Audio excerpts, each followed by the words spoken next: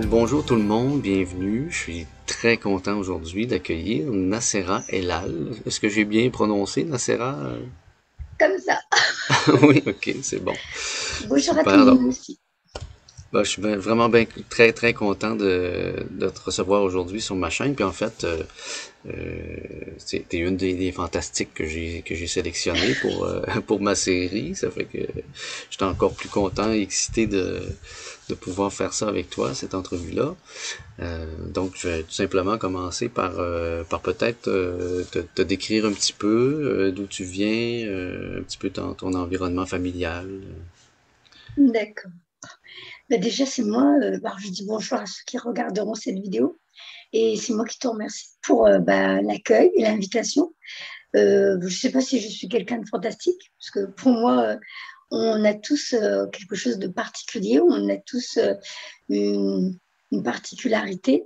Moi, j'ai un parcours, je sais que beaucoup se reconnaîtront, hein, où très vite dans l'enfance, des fois même dès la naissance, des problèmes de santé qui font qu'on va presque quitter ce monde, comme si notre esprit a signé un contrat, mais une fois qu'il arrive ici, il se dit waouh, waouh, waouh, finalement, non, je ne veux plus, je veux rentrer à la maison.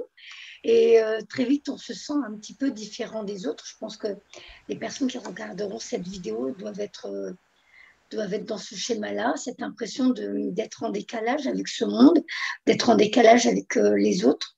Au début, on a même l'impression que c'est nous qui avons un problème, comme si on avait eu du mal à s'intégrer, comme si, voilà, pourquoi j'arrive pas à m'intégrer dans le moule, pourquoi les autres sont tous comme ça et moi, je suis différent. Et puis après, du coup, ça crée un petit peu un isolement, une solitude, euh, une incompréhension autour de nous.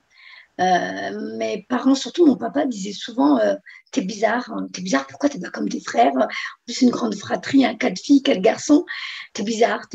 J'ai tout le temps entendu ça. T'es pas comme tes frères, t'es bizarre, t'es pas normal.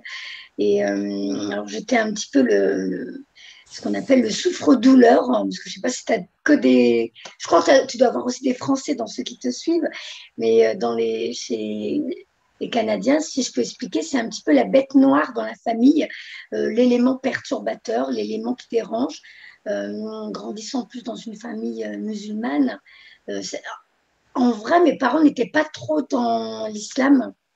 D'ailleurs, moi, des petits souvenirs que j'ai, parce que j'ai oublié beaucoup de choses, euh, je vois encore ma mère s'habiller avec des petites jupes, des grands talons dans les années 70. Mon papa l'a ramené au cinéma. Vaguement, je me rappelle de mon père qui buvait de la bière à table ou des fois du vin, il fumait et tout ça. Et c'est quand ils ont commencé à côtoyer d'autres personnes de la religion musulmane qu'ils ont commencé à changer et à mener la religion avec le ramadan, les prières. Ça s'est immiscé graduellement dans notre vie. Mais sinon, je sais que j'avais déjà des expériences que certains appellent paranormales, mais bon, j'entendais des voix parce que dans mon isolement, j'allais tout le temps dans ma chambre toute seule et j'étais vraiment heureuse quand j'étais seule ici et maintenant. C'est comme si je m'évadais de mon corps et que je partais. Et ça pouvait rester 1 heure, 2 heures, 3 heures, même un après-midi complet. Et je ne remarquais pas du tout. C'était comme un no land, no time, nowhere. Je ne sais pas, je ne peux pas dire, mais j'étais bien ici et maintenant avec moi. Et quand je revenais dans la réalité, c'était parce que j'entendais des voix, j'entendais qu'on m'appelait, j'entendais Nacera, Nacera, Nacera, des voix d'enfants ou des voix d'adultes, ou voilà. Et je me dis, mais c'est bizarre, comment ça se fait que j'entends des voix alors que je suis toute seule? Et il y a eu un jour où j'ai demandé à ma maman, et elle me dit, il ne faut pas répondre, ce sont les esprits de la maison, mais elle appelle ça les genounes. Et elle m'a fait peur, elle dit, il ne faut pas répondre, c'est comme le diable, c'est des gens qui vivent la nuit quand nous on dort, nous on vit la journée quand eux dorment. Et elle m'a fait peur et c'est comme si j'avais coupé. Et du coup, j'ai plus jamais entendu les voix. Et j'avais cette particularité je, alors, je détestais le mensonge dès l'enfance, je détestais la colère, je détestais la haine. Je ne comprenais pas pourquoi les gens se faisaient du mal. Alors, même à l'école, hein, j'avais du mal. Du coup, j'avais pas d'amis. j'étais tout le temps isolée, même à l'école. Les gens entre eux, les enfants qui se faisaient du mal, qui se trahissaient, qui se mentaient. Et c'est toujours ce truc de mais pourquoi? Et après, je voyais les mensonges entre eux pour régler leurs problèmes. Je dis, mais c'est trop bizarre, pourquoi ils font ça? Mais sans jamais comprendre pourquoi, je me demandais pourquoi. Mhm. Tu vois, c'est très étrange. J'avais ce mode de fonctionnement, mais sans comprendre pourquoi je réagissais comme ça. Juste cette impression de ne pas être à ma place. Je me rappelle aussi que je le savais, mais sans savoir pourquoi. Donc il y a beaucoup de pourquoi dans ma vie, que je pouvais voir d'autres mondes, d'autres réalités. Donc je me rappelle même que je plissais mes yeux comme si je savais qu'il y avait une technique, mais je ne savais pas comment. Mais je pouvais voir d'autres mondes et donc ne plus voir là où j'étais, comme si je voulais m'extraire de ce monde. Mais je ne savais pas pourquoi. Donc à chaque fois, j'expérimentais, je plissais et je voyais effectivement des fois comme si je voyais à travers les gens et comme si je pouvais voir un autre monde derrière eux.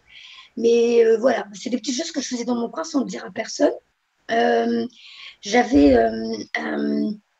un pouvoir sur la matière, mais je ne l'ai pas expérimenté longtemps parce que j'ai vu que je faisais peur quand je, tout de suite, on savait que c'était moi quand je. Par exemple, je me rappelle une fois, on était à table avec mes frères et je regardais mes aliments et je voulais les faire bouger sans les toucher, juste en les regardant. Je les ai bougés et sur le coup, je vais ah super, j'ai bougé mes aliments là sans toucher à rien. Et là, mes frères étaient un peu sous le choc. Ils ont dit quoi? Comment ça? Et comme je les ai vus un peu dans la peur, plutôt que de dire ah bon, dis-moi comment. Eh ben, j'ai vu que je leur avais fait peur. Du coup, j'ai arrêté. Et j'ai pas refait jusqu'à des années plus tard avec, je me rappelle, c'était ma belle-sœur qui embêtait mon compagnon à l'époque, comme j'étais très amoureuse, je voulais pas qu'on l'embête. Elle s'amusait à le prendre en photo quand il avait, par exemple, tu vois, il mange, il a la tête pas mis en valeur. Ouais. Alors elle s'amusait pour embêter son frère parce qu'il y avait un jeu, un peu une jalousie entre elles. Enfin, Arnaud, non, lui, il était normal, mais elle était un peu jalouse de son frère. Donc à chaque fois, elle s'amusait à le dévaloriser à travers des vidéos, elle et son mari. Et un jour, tous les deux à table, on dit ah, attends, attends, regarde, sur mon téléphone, j'ai réussi à le filmer. Tu vas voir, on va bien rigoler, on va se moquer de lui. Et moi, je regardais les téléphones et j'ai émis l'intention de bugger les téléphones, les deux téléphones. Et ça a fonctionné tout de suite. Et du coup, ils ont eu peur tous les deux. Et là, ma belle-sœur a dit ah, c'est Nacera qui a fait ça.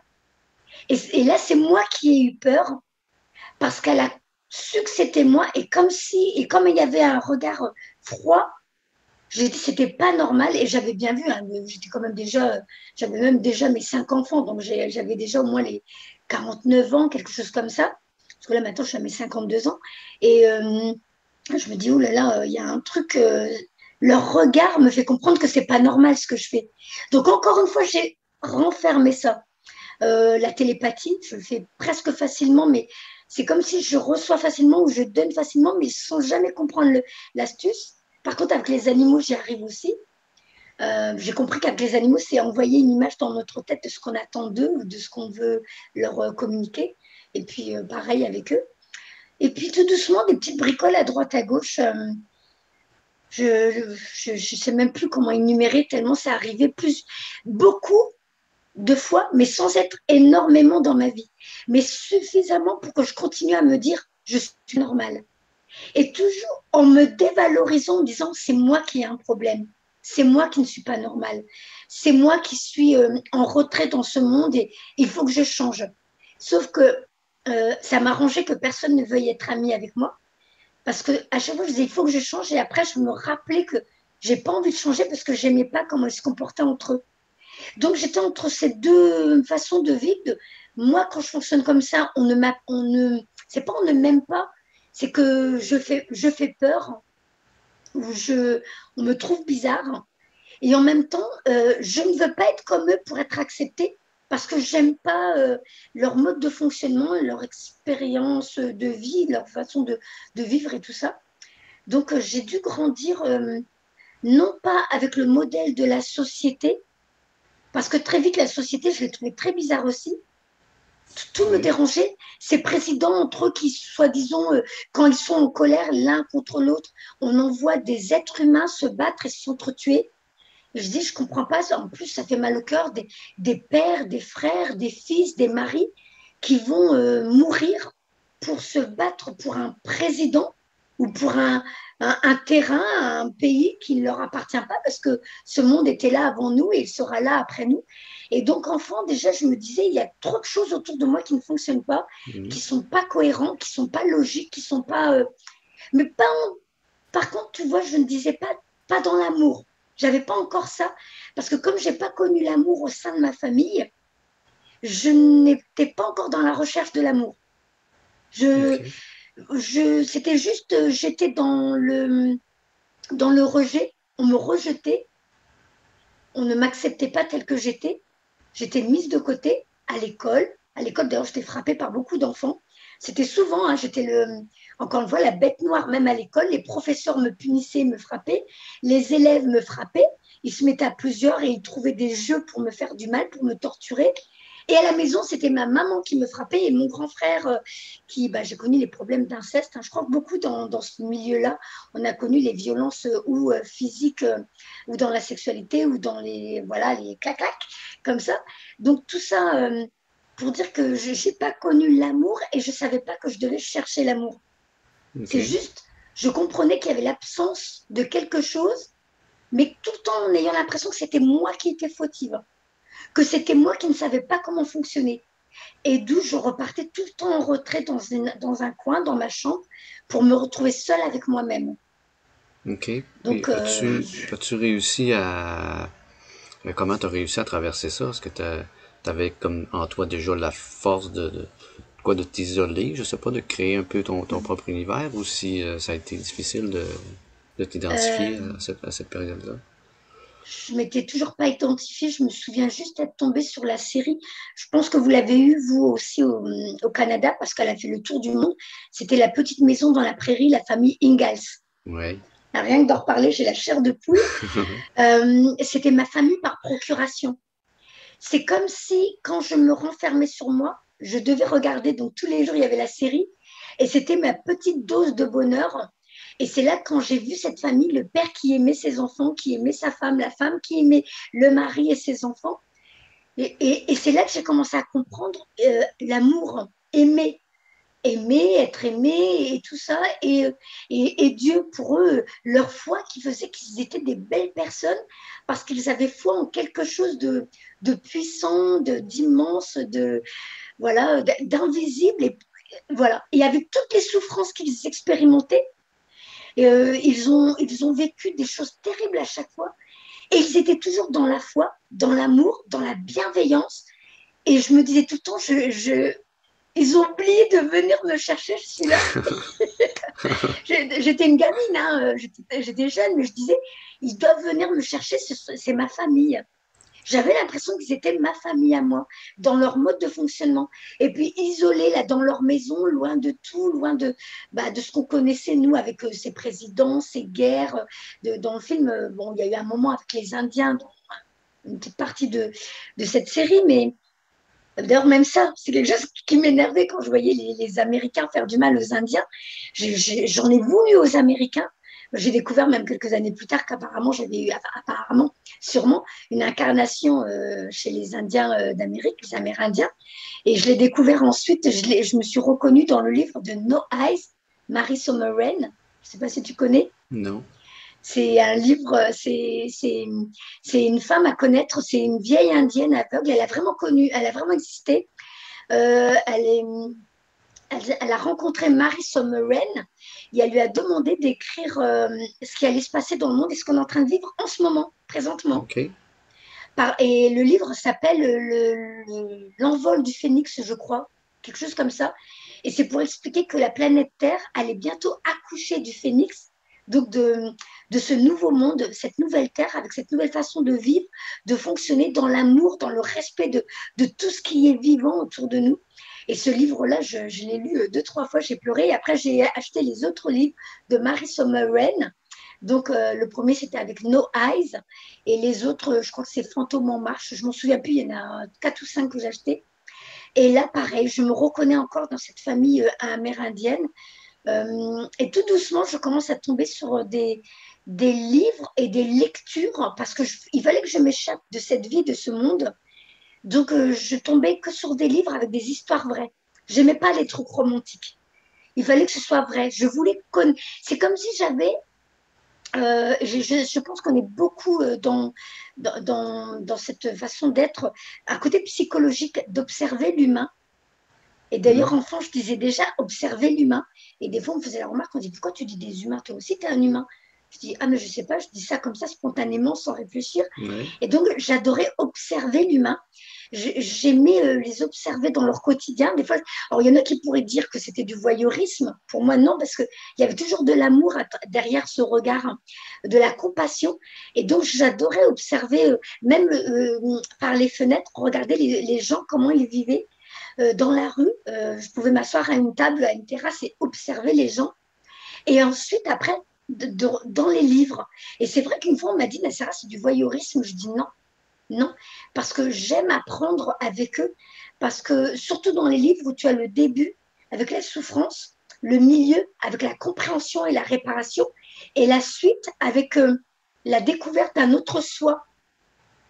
Et c'est là que Mhm. tu comprends que tout est, il n'y a pas de passé, présent, futur, tout est ici et maintenant, parce que dans ce livre, déjà, il y a le passé, le présent et le futur. Et Ouais. c'est tout doucement des expériences qui m'ont fait comprendre que en un livre, cette personne, elle a souffert, elle a transmuté, elle a expérimenté cette résilience et elle était plus forte encore, elle a tout transformé en force intérieure pour ensuite devenir qui elle est aujourd'hui et qui elle sera demain parce qu'on continue le cheminement. Et Ouais. de là, c'est là que j'ai compris j'ai une maman qui me frappait, elle me frappait beaucoup, hein, elle me frappait avec tout ce qui tombait dans ses mains. J'ai été ce qu'on appelle une enfant battue, rejetée et tout. Elle m'a vraiment pas voulu, ma maman, elle me l'a dit clairement. Et du coup, j'ai dû me reconstruire à travers ce que je voyais dans la petite maison dans la prairie, à travers ce que je lisais dans les livres des autres et à travers moi-même mes expériences en me disant je ne suis pas ces souffrances-là, je ne suis pas ces expériences-là. Maintenant, à moi de découvrir qui je suis dans tout ça et de voir que on a beau me rejeter, m'écraser, m'humilier, me rabaisser, mais Nassera, elle va quand même se relever. Alors, j'ai encore du travail à faire sur moi. Je travaille encore sur apprendre à m'aimer, apprendre à me comprendre moi aussi, parce que moi aussi j'ai encore tout plein de défauts, plein de soucis. En plus, je suis quelqu'un je suis susceptible encore, je suis des fois vulnérable. Si quelqu'un est en colère après moi, si on crie après moi, je peux très vite me renfermer sur moi. Je supporte pas qu'on hausse le ton, je supporte pas la hiérarchie, je supporte pas d'avoir quelqu'un qui me dirige. J'ai travaillé Ouais. pendant des années dans le prêt-à-porter, mais très vite, les expériences de la vie ont voulu que je quitte tout ça pour que la hiérarchie, c'est terminé. Je Ouais. n'ai plus jamais voulu que qui que ce soit me commande, d'où en plus de ça, j'ai connu mariage, divorce, parce qu'à chaque fois, on voulait me remettre dans une forme de soumission.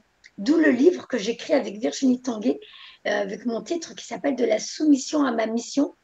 Et j'ai compris que ma mission, c'était de sortir de tous ces schémas, d'avoir à obéir à quelqu'un, d'avoir à penser que l'autre a raison. Et moi, comme je suis toute petite comme une fourmi, j'ai toujours tort. Et donc, ça m'a permis d'évoluer sur mon cheminement. Oui. Donc, on en Mm, reparlera un petit peu plus tard peut-être de ton livre. mm, Ça me fait penser, en tout cas, dans ce que tu racontes, vraiment, je fais des liens avec ma propre enfance aussi, puis mm, mon propre cheminement, là. C'est fou, là. Des fois, j'ai l'impression que tu racontes en partie mon histoire, là. Euh, à partir de quel moment, parce que tu as parlé qu'à un moment donné, t'as compris, bon, au niveau des guerres, tout ça, qu'il y avait des dirigeants, je pense que tu as pris conscience qu'il y avait un système qui était là, tu as peut-être mm, eu une image du système, je sais pas comment l'expliquer, mais moi, ça m'est arrivé assez jeune aussi, peut-être à l'âge de 12 13 ans, là, environ, là, de vraiment avoir une espèce de... Ça m'a frappé, là, comme si là, tout à coup, je me disais, OK, c'est ça le système dans lequel on vit, c'est sur Terre, puis moi aussi, là, l'aspect des guerres, de la hiérarchie, c'est quelque chose en tout cas, à laquelle j'adhérais pas. mm. Toi, à quel âge à peu près, tu te souviens-tu à peu près à quel âge tu as eu Euh, cette impression-là. j'ai un papa qui regardait beaucoup les informations et tout le temps par rapport à la souffrance du monde. J'ai un papa qui était très empathique. Et d'ailleurs, c'est même ça qui m'avait étonnée. Je me rappelle qu'il avait un livre, j'ai trouvé qui traînait souvent dans le salon. C'est comme si même l'univers, je sais que c'est mon moi, ma part divine, qui voulait que je tombe dessus avec Krishna, la religion indienne et tout ça. Et mon père, il avait une éducation bouddhiste. Et je me dis, c'est bizarre parce que dans l'islam, d'autres personnes me font comprendre ça. Et mon père, à chaque fois qu'il veut m'apprendre un truc, c'est tout le temps ça se rapprochait du bouddhisme, tout le temps de respecter l'humain, de respecter la vie, de respecter la nature, les animaux. Et je me rappelle qu'il y avait une fois, alors c'était souvent mon papa qui égorgeait le poulet pour qu'on le mange. Alors il mangeait quand même le mouton parce que quand même il a été éduqué dans l'islam et il a épousé ma mère avec un papa qui était boucher. Donc, ils égorgeaient même les moutons pour le vendre après. Et un jour, il devait égorger un poulet. Et il avait pris un seau, il m'a appelé moi. C'est moi qui devais mettre un couvercle par-dessus le seau une fois qu'il avait égorgé le poulet. Il l'a mis dans le seau et moi, je devais poser le couvercle parce que le pauvre animal se débattait Oui. encore. Et moi, je tenais et je pleurais, et je pleurais, et je pleurais. Je disais, mais c'est horrible, j'avais l'impression d'être un monstre. Déjà là, j'ai dit, comment on peut tuer un être vivant pour s'alimenter avec après. Ensuite, il y avait ce qu'il voyait à la télé quand il parlait des meurtres. Il expliquait, ouais, regarde, il y a une famille, ils n'ont pas fermé leurs portes et quelqu'un est rentré chez eux, il a tué toute la famille. Je dis, waouh, c'est quoi ça? C'est comme si mon père avait ouvert une fenêtre vers un autre monde en nous mettant les informations. Avait-il raison, avait-il tort? Je ne sais pas, mais c'est comme si ça avait encore décuplé mon empathie en disant, c'est quoi ce monde? Et là, après, tu vois la guerre dans ce monde. D'où ma question à ma mère, maman, pourquoi les présidents, on voit des gens se battre et faire tuer comme ça des pères, des fils, des frères, des maris pour que eux gagnent leur bout de terre? Et elle m'a dit, c'est comme ça, l'humain a toujours été comme ça, il veut posséder, il veut du pouvoir. Et et là, très vite, après, on me montre les images de ces pays d'Afrique où il y a la famine. Et je me dis, et j'en voulais un peu à mon père. Et en même temps, je voulais le remercier, mais sans mettre des mots dessus, sur le fait qu'il m'a fait comprendre que ce monde était très étrange, très. Et là, j'ai dit comment des gens qui sont au pouvoir, qui ont juste à parler pour tout arrêter, qui ont plein d'argent. Et après, on me montre ces joueurs de foot qui gagnent plein d'argent. Et je dis, alors les pompiers, eux, risquent leur vie, ils n'ont pas un gros salaire. Les aides-soignants et tout ça travaillent jour et nuit et se privent de leur famille pour nous soigner à l'hôpital. Et ils ont un salaire merdique. Et eux sont assis sur un trône et gagnent plein d'argent. Et c'est eux en plus qui nous divisent entre nous. Et là, j'ai dit, il y a trop de choses qui ne vont pas. Et j'ai jamais voulu voter. J'ai jamais eu de carte d'élection. Et très vite, j'avais en intuitif, mais sans savoir que c'était de l'intuitif, je me disais, c'est bonnet blanc et blanc bonnet. Tu votes pour là, tu auras le résultat que tu ne veux pas. Tu votes pour là, tu auras le résultat que tu ne veux pas.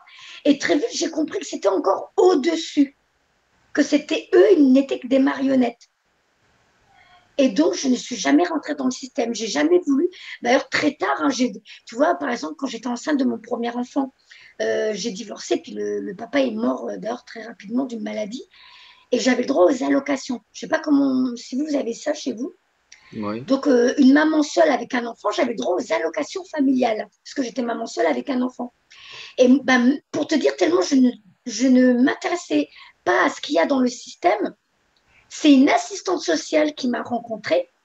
Quand j'ai voulu dire que mon frère venait me voir dans mon lit le soir et que j'en avais marre, donc l'assistante sociale, je lui ai raconté ensuite toutes mes expériences et tout. Donc tout ça, ça a été réglé.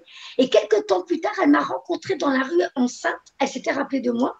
Et elle m'a dit, oh ben Nassera, qu'est-ce que vous devenez? Nanana. Je dis, ben voilà, et ça, et ça, et ça. Elle dit, ben, et vous avez fait vos rendez-vous à l'hôpital pour suivre la grossesse? Je dis, non. Je dis, pourquoi il faut le faire? Elle dit, mais oui. Elle dit, c'est important. Elle dit, vous avez fait vos démarches auprès des allocations pour avoir tous les mois les allocations pour votre grossesse et pour vous aider à acheter ce qu'il faut pour le bébé. Je dis, ben non, je ne connais pas ça. Et de là, eh ben, elle m'a aidé à tout mettre en place. Mais tout ça, je ne connaissais pas. Pour dire, rien que ma voix, alors ceux qui écoutent et qui ne me connaissent pas, je ne suis pas malade. Je n'ai pas un problème de santé. Ma voix, je l'ai acquise à mes 22 ans. Le premier mari est décédé, mais c'était un mari, de toute façon, bon, c'était un mariage d'amour, mais un mariage arrangé en même temps. Et il m'a battue. Il m'a battue, il a essayé de me tuer quand j'étais enceinte de sa fille, parce que très vite, j'ai vu qu'il était alcoolique, alors que je ne connaissais pas. Toi, pour te dire que beaucoup de choses étaient loin de mes Mhm. connaissances. On m'a mariée avec un alcoolique.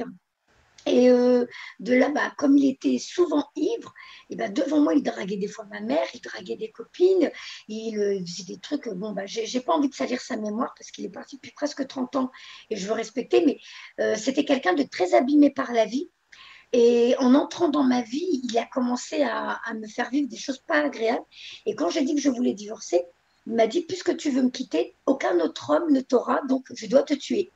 Et il a essayé de me tuer à plusieurs reprises, sauf qu'à chaque fois, la vie faisait qu'il y avait tout le temps quelqu'un sur le chemin pour me défendre, pour me protéger. D'où même une fois, il allait me mettre un coup de couteau dans mon ventre et il y avait le bébé, hein, j'étais déjà enceinte.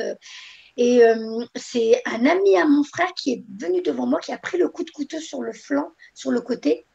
Et de toute façon, il n'a pas réussi. Et l'univers a voulu que ce soit lui qui quitte ce plan. Il est décédé à 29 ans. Donc, là, hein, c'est tout, il est rentré à la maison. Mais je sais, bon, on est heureux en paix, hein, parce que j'ai communiqué avec lui entre-temps. Et donc, de là, ma mère, elle m'a dit, tu sais, maintenant que tu as un enfant, plus personne ne voudra de toi, tu vaux plus rien. Voilà. Mhm. Déjà, la première fois, elle m'a mariée gratuitement, alors que normalement, dans ces pays-là, alors je sais qu'il y en a qui plaisantent en disant on est vendu avec en échangeant avec des chameaux, des chèvres, des moutons. Non, nous, c'est des bijoux et des robes, un peu comme les Indiens. Il y a un petit, on appelle ça la dot, je crois la dot, hein, il me Ok, semble. Donc, un petit peu comme si la femme, comme elle est vendue vierge, hein, donc elle coûte cher. Et plus elle est belle et plus elle coûte cher. Sauf que moi, ben, je suis une petite brune, je coûte pas cher. Et comme ce monsieur n'avait pas les moyens, le premier mari, on m'a donné gratuitement à celui-là. Ensuite, comme lui, ben, il y avait la séparation et il est décédé, elle voulait à tout prix me marier parce que sinon, attention, c'est déshonneur de la famille. Donc, tu vois, hein, la soumission à plein niveau dans ma vie. Donc, elle m'a mariée avec quelqu'un d'autre, mais là, c'était un mariage de force. Et j'ai pas su dire non. Comme je ne savais pas à l'époque qu'il y avait des assistantes sociales, je connaissais pas encore. Enfin, j'avais eu la première fois avec la dame qui m'a aidée par rapport à mon frère. Elle m'a aidée pour que mon frère sorte de la maison parce que comme ça, il venait plus dans mon lit. Elle m'a expliqué pour les allocations. Mais ensuite, je ne savais pas qu'il y avait des aides, que j'aurais pu partir de ma maison et aller dans un foyer pour jeune maman. Tout ça, je ne connaissais pas. Donc, quand ma mère m'a dit, tu vas te marier, ah ben voilà, à chaque fois que je parle de ça, et ça l'a fait le jour où Virginie Tanguay a parlé dans cette partie-là, dans le paragraphe du livre, quand je parle de cette partie-là, ma voix prend encore un oui. autre son. Donc, j'ai pas su dire non. Elle m'a dit, ou tu te maries avec cet homme, ou ce soir, je ne te trouve pas à la maison quand je rentre. Et de là, je dis, maman, je ne veux pas. Elle dit, tu as un choix. Ou tu fous le camp de la maison avec ta fille, ou je te marie avec cet homme. Et de là, bah, qu'est-ce que j'ai fait? Bah, j'étais me raser les jambes, j'ai pris ma douche, et le soir même, je dormais avec elle. Parce que tu vois, c'est un peu comme quand c'est des chrétiens, on va à l'église et le prêtre nous marie. Là, c'est un imam. Et donc, il vient à la maison, tu lui donnes un billet et il te marie devant Dieu. Et donc, ensuite, dans l'heure qui suit, ça y est, c'est fini, quoi, tu es marié. Et donc, le soir même, j'étais dans mon lit avec un homme que je ne connaissais pas. Et Mais, comme j'ai pas osé dire non, c'est là que j'ai attrapé une angine blanche, mais une carabinée. Et quand j'ai recommencé à manger au bout d'une semaine, c'était vraiment très compliqué, j'avais vraiment très mal. C'est là que ma voix a changé. Donc j'avais 22 ans. Alors dis-toi, ça fait 30 ans parce que j'ai 52 ans. Et cette voix n'est jamais revenue. hein, Voilà. ouais, vraiment spécial. Euh, Par rapport à ton adolescence, bon, ben là, tu as fait quand même un assez grand parcours, là. Comment tu as vécu la période d'adolescence? Alors, je n'ai pas connu, comme beaucoup on dit, l'adolescence où les enfants font la crise d'adolescence. Oui. Ça, je n'ai pas connu. De toute façon, ma mère ne m'aurait pas permis. C'était voilà, hein. Donc, je me souviens, j'avais cette envie de, de séduire le sexe opposé, mais sans comprendre pourquoi, parce que paradoxalement, j'avais peur de l'homme à cause de bah, l'expérience avec mon frère, mais je n'avais pas connu qu'avec mon frère. D'ailleurs, à chaque fois que j'étais en présence d'un homme, souvent, je tombais sur quelqu'un qui voulait me toucher, faire quelque chose. Et c'est vraiment quand j'ai porté plainte contre mon frère que tout s'est arrêté. C'est comme si là, j'ai dit, j'en ai marre, j'en peux plus, il faut que ça s'arrête. Je me suis positionnée, j'ai porté plainte, donc l'assistance sociale m'avait aidée. C'est parti chez le procureur, on est passé au tribunal. Et là, de ce jour-là, je n'ai plus jamais connu la violence sexuelle. C'est vraiment, je me suis positionnée et c'était terminé. Donc, j'étais quand même dans l'adolescence, dans le jeu de la séduction, parce qu'on m'avait tellement dit, ma mère m'avait tellement dit, t'es moche, tu ressembles à un singe, tu devrais même pas exister, que c'est comme si, mais c'est très bizarre, hein, j'arrivais pas à comprendre comment je fonctionnais. C'est comme si je voulais séduire, mais une fois que j'avais séduit, je prenais peur et je me sauvais. Donc, OK. dès qu'un garçon s'intéressait à moi et voulait m'embrasser, alors sur le coup, j'étais un peu, on va dire, dans une forme d'euphorie, de ah, je suis contente que le garçon a dit oui. Et dès que ce garçon voulait m'embrasser, je fuyais, je me sauvais, je partais. Mais littéralement, je courais. Et là, je me disais, mais je ne comprends pas. L'adolescence était très compliquée. Et comme j'ai été très vite formée, j'ai eu très vite une forte poitrine et tout ça. Bon, ben maintenant, c'est parti, hein, avec 5 grossesses et tout, c'est cassé la figure. Bon, c'est tout, hein, c'est, on va dire, la loi de la gravité aussi. Ouais. Mais c'est tout. Pour dire que j'ai essayé de trouver ma place dans ce monde, dans l'adolescence féminine, mais c'était très compliqué, je trouve. Et du coup, je recommençais à m'enfermer. Et des fois, je tombais amoureuse de certains garçons, mais je pense que c'était parce que j'étais en recherche d'amour pour moi. Et du coup, je voulais séduire, je voulais qu'on me remarque, qu'on me voit, mais plus que, ça veut dire pas qu'on tombe amoureux pour un flirt, mais qu'on aime Nacera. Mais je ne trouvais pas. Pourquoi? Parce que moi-même, je ne m'aimais pas encore. Mm. Donc, quand le garçon ne s'intéressait pas à moi, je pleurais. J'étais dans vraiment la gamine, la petite Madeleine, quoi, qui pleure dans son coin. Ouais, il ne m'aime pas, c'est pas normal. Ou c'est... Et c'est maintenant, avec des années plus tard, que je comprends que c'était parce que moi-même, je ne m'aimais pas. Comment je pouvais trouver l'amour chez l'autre, puisque moi-même, je me rejetais comme ma mère m'avait rejetée ou comme d'autres personnes m'avaient rejetée. Donc, l'adolescente, j'étais dans la recherche de j'ai pas été une adolescente dans la révolte ou comme beaucoup de jeunes. Moi, je voulais qu'on m'aime. Je cherchais le regard bienveillant sur moi. Je cherchais la compassion. C'est limite, je sais pas comment expliquer. C'est dur parce que je me rappelle pas tout. Je me rappelle juste, je cherchais l'amour à travers l'autre et j'oubliais de me le donner à moi. Donc moi, c'était tout OK. le temps du dégoût envers moi. Et voilà, c'est ça qui a fait que bah, ça ne se matchait pas avec les autres. OK. Euh, Puis par rapport à, bon, on en a parlé un petit peu avant l'entrevue, la thématique de l'entrevue, en fait, c'est l'éveil spirituel. Bon, je sais pas dans ton cas comment ça s'est passé, là, tu vas me l'expliquer. T'as voulu m'en parler tantôt, j'ai dit ok, on va attendre, parce que je voulais le découvrir en même temps que ceux qui écoutent l'entrevue. Comment ça s'est passé pour toi? Alors, j'ai pu mettre des mots depuis peut-être même pas un mois ou deux, quand je suis tombée sur la vidéo de Mathieu Roger, donc sur YouTube, Mathieu Roger, un petit jeune de 20 ans qui raconte qu'il a vécu une expérience de walking. Et j'aurais pas regardé si j'étais pas attirée par il avait fait sa vignette de vidéo, c'était lui à côté de Dolores Cannon. S'il n'avait pas fait ça, j'aurais pas regardé la vidéo. Mais j'allume mon téléphone, en suggestion, j'ai ce jeune homme avec la vidéo de Dolores Cannon et tout ça, où il parle de son expérience de walking. Et là, j'écoute et je fais ah. Donc, j'explique maintenant. Alors, j'ai 5 enfants. C'est juste que normalement, la cinquième, normalement, je ne pouvais pas l'avoir. Hein, c'était pas possible. Du point de vue de la médecine conventionnelle, bah déjà, j'avais 45 ans. J'ai eu le papillomavirus, donc on m'a fait des conisations d'utérus 2 fois en un an.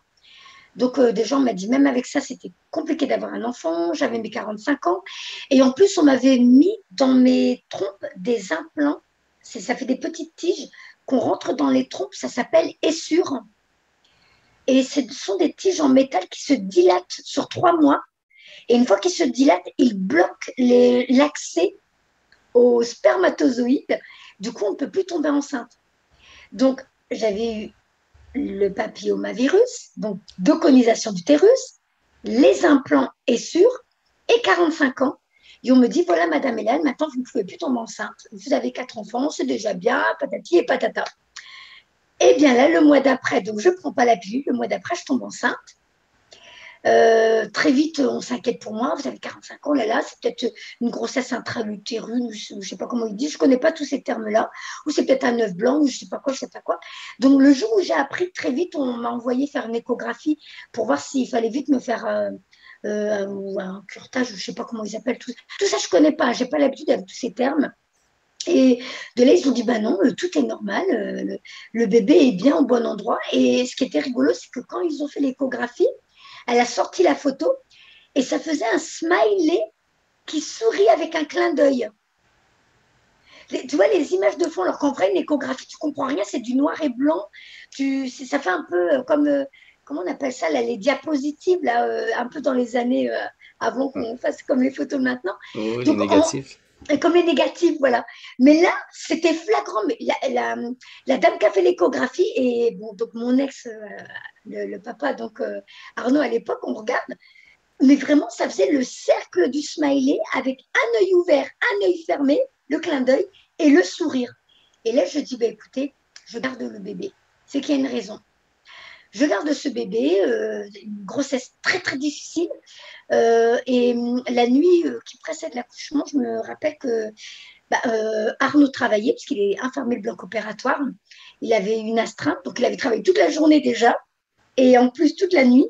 Et quand il rentre, je dis Arnaud, pendant que tu n'étais pas là, pendant la nuit, j'ai eu des contractions très régulières, c'était toutes les 20 minutes, donc possible que j'accouche là dans la journée. Et il me dit, est-ce que tu en as encore? Je dis, bah, c'est bizarre, j'en ai pas, mais c'était tellement régulier que je pense que ça va pas tarder. De là, il a appelé l'hôpital, il n'a pas été travaillé. Il a appelé ses parents qui habitaient à 45 minutes de chez nous pour venir chercher ma petite puce Jade qui avait 2 ans et demi à l'époque. Et on va dire que tout se met en place. J'avais mon fils qui habitait chez nous, mais lui, il est parti travailler. Ma fille qui habite encore chez nous, qui était au lycée, elle est partie étudier. Elle est normale. La journée se déroule normalement. Et arrivé à 16 h, je dis à Arnaud, je suis désolée, je t'ai fait louper le boulot. Si tu étais parti travailler, ben là, c'était l'heure où tu quittais. Et il me dit, oh, écoute, c'est pas grave, au moins ça m'évite, j'ai pas été travailler, j'ai pu me reposer, c'est bien. Et il me dit, mais quand même, c'est bizarre. Il dit, moi, si j'étais toi, je dirais, va t'habiller. Et je sais pas pourquoi je sens que je dois quand même te ramener à l'hôpital. On est en plein hiver, c'était en plein mois de février. Alors, c'est pas l'hiver comme chez vous au Canada, mais quand même, c'était un hiver froid. Je me vois encore dans la robe rouge. En plus, je venais juste d'avoir un Noël par mon fils. Je mets cette robe rouge, col roulé, tous les bottes, les machins, je t'habillais comme un cosmonaute. Et j'étais un peu agacée parce que je déteste l'hiver. Je dis, oh là là, tu veux me ramener à l'hôpital, regarde tout le micmac. Et du moment où je termine de m'habiller, là, il y a une douleur fulgurante qui arrive sous ma poitrine. Et je dis, waouh, j'ai tellement mal que j'agrippe la table qui est devant moi. Et je dis à Arnaud, je dis, waouh, je dis là, tu vas me ramener à l'hôpital, il se passe quelque chose de pas normal. Alors, on va vite à l'hôpital. Je me rappelle que même de descendre les escaliers, tous les mouvements que je faisais, aussi minimes soient-ils, tout me faisait mal. C'était une horreur. Je commençais même à pleurer. J'arrive à l'hôpital, la dame en maternité, la dame me dit, bon, bah, écoutez, vous vous asseyez là, vous allez remplir le dossier. Là, je dis, écoutez, madame, je ne peux pas attendre. Là, il faut vous occuper de moi tout de suite. Alors, sans vanter, on me l'a toujours dit, je ne fais pas mon âge. Donc, la dame a dû croire que j'étais une maman qui venait avec sa première grossesse. Je lui dis, écoutez, madame, vous devez vous occuper de moi tout de suite. C'est mon 5e enfant. Et je sais que là, il se passe quelque chose de pas normal. Et heureusement que j'ai dit ça parce que dès que je l'ai dit, elle est partie chercher quelqu'un. Et là, ils m'ont fait les examens et ils ont dit, vite, vite, il faut la césariser immédiatement. Et de là, moi, je me rappelle juste avoir attrapé la cravate du médecin qui m'avait fait l'examen et je lui dis, dépêchez-vous, il se passe quelque chose de pas normal. Et là, je me suis évanouie. Et quand je me suis réveillée, je me rappelle juste que bah, j'étais allongée dans le lit et je vois le plafond. Je le vois en zoomé, comme s'il était devant moi. Je vois les gros grains de la peinture, des imperfections du plafond. Mhm. Je me rappelle que j'étais effrayée, comme si, qu'est-ce que je fais là? Pourquoi je suis... bah, rien que d'en reparler encore la chair de poule. Je me dis, mais qu'est-ce que je fais là? C'est quoi ça? Et je sentais qu'il y avait des présences autour de moi que je ne voyais pas et je leur demande, j'exige même, montrez-vous, montrez-vous, qu'est-ce que je fais là? Et je ne veux pas rester là. Mais sans, tu vois, tout se mélange dans ma tête, qu'est-ce que je fais là? Qui je suis? Pourquoi et quoi? Et la journée se passe et j'ai mon fils qui vient me voir. Alors, à l'époque, il avait déjà 22 ans, si je ne me trompe pas. Il vient me voir et il me dit, oh maman, ça fait du bien de te voir comme ça. Et là, je lui dis, bah, pourquoi tu dis ça? Je dis, bah, ce matin, quand tu es parti à l'école, tu as bien vu que j'étais normale, j'avais rien. Et là, je vois qu'il a les yeux tout mouillés, qu'il commence à pleurer, il s'en va. Il ne me dit rien. Je ne comprends pas. Et en plus, dans le service, on ne me dit rien du tout. On me dit juste, ah, Madame Elal, oh, vous revenez. Oh, ben dis donc, hein, vous revenez de loin. Ils me disent juste ça, mais sans rentrer dans les détails. Là, je OK. dis, ok, d'accord. De là, je dis, il est où mon mari? Enfin, je dis mon mari, en vrai, c'est concubin. Enfin, ce qu'on appelle le PAX. Je ne sais pas si vous avez ça, vous aussi au Canada. Ben, c'est pas le mariage, c'est comme si on est en concubinage, mais on signe un papier qui dit qu'on est en couple. Voilà. OK. Vraiment, c'est n'importe quoi. Ils font n'importe quoi sur Terre. Mais bon, on l'a fait. Donc, mon compagnon de l'époque, donc, je dis, bah, il est où Arnaud? On me dit, bah, il n'est pas là, il a la grippe. Je dis, comment ça, il a la grippe? Je dis, bah, il était normal toute la journée. Comment ça se fait qu'il a la grippe maintenant? Et on ne me dit rien encore. Là, j'ai ma fille qui vient, là, c'est le lendemain, ma fille qui vient me voir avec une copine à elle. Et je devais manger. Je lui dis, s'il te plaît, Alima, est-ce que tu veux m'attacher? Puisque quand je me suis réveillée, j'avais des hématomes tout le long du corps, partout. Je voyais que Mhm. j'avais même des trous avec des pansements. Je crachais du sang. Je me mouchais le nez, j'avais du sang, des gros glaires de sang. Mais sans comprendre, mais c'est trop bizarre parce que je ne me posais pas de questions. C'était toujours dans. J'étais entre je ne sais pas quoi. Je ne peux pas expliquer, mais je ne me posais pas des questions d'humain de qu'est-ce que je fais là, pourquoi je suis là, ou pourquoi je suis dans ce service. À aucun moment, c'est comme si je ne prenais pas conscience de, de, de la matrice. Je savais juste qu'il y avait des gens autour de moi que je ne voyais pas, mais je sentais les présences et que j'étais là et que le garçon qui était là, c'était mon fils, mais sans vraiment réaliser que c'était mon fils, mais j'ai l'information que c'est mon fils. Et ma fille qui vient me voir, je sais que c'est ma fille, mais tu vois, il n'y a pas le truc de oh, ma fille, mon bébé, mon amour, tu vois, Mhm. j'ai l'information de c'est ma fille. Je ne sais pas si tu comprends ce que je veux dire. Comme si Oui. on m'avait mis un disque dur avec voilà les informations pour toi, Nacera. Dans ce monde-là, lui, c'est ton compagnon, elle, c'est ta fille, lui, c'est ton fils, ça, c'est ta maison, ça, c'est. Et voilà, tu vois ce que je veux dire. Oui. C'est comme s'il n'y avait pas les sentiments greffés aux personnes que je rencontrais. Mhm. J'avais juste l'état émotionnel de qu'est-ce que je fais là, qu'est-ce qui se passe, j'ai pas envie de rester ici et je suis pas à ma place. Et donc là, donc Alima, ma fille, je lui dis, tu veux bien m'attacher parce que j'arrivais pas à lever mes bras, j'avais très mal. Et elle essaie de me coiffer et elle tremble comme ça, les mains, vraiment, j'exagère pas, elle est vraiment comme ça. Et elle se met à pleurer. Je dis, mais qu'est-ce que t'as, Alima? Elle dit, mais maman, t'es trop fragile, j'ai peur de te casser. Je dis, comment ça, tu vas me casser? Elle dit, mais maman, t'es trop fragile, j'ai peur de te faire du mal. Donc, elle a lâché mes cheveux et elle m'a laissé comme ça et elle est partie pleurer. Et là, je dis, mais là, il faut qu'on m'explique qu'est-ce qui se passe. Et c'est comme si maintenant, j'ouvrais mes yeux physiques et je dis, mais en fait, j'ai accouché, mais il est où le bébé? Il n'y a pas de bébé, mais je ne suis pas en maternité. Mais je suis où là? Et je voyais que j'étais dans une chambre très particulière avec des objets, des trucs, tu sais, des tuyaux, des machins. Et c'est là que je réalise tous les trucs. Je voyais que mon corps était tout rempli d'hématomes, mais comme si je ne voyais pas encore les trucs, les perfusions, les machins. Je dis, mais pourquoi je suis comme ça? Pourquoi j'ai tout ça? Et j'avais même le truc qu'on m'avait mis dans le nez qui était en dessous encore. Et je me dis, il se passe quoi là? Et je dis, je veux qu'on m'explique. Et on m'a dit, attendez, votre compagnon vous le dira. Mais je dis, mais oui, mais vous me dites qu'il a la grippe. Je ne comprends pas ce matin. Hier, il l'avait pas. Et là, j'ai mon fils qui me parle à moitié en pleurant. Il s'en va, il me dit rien du tout finalement.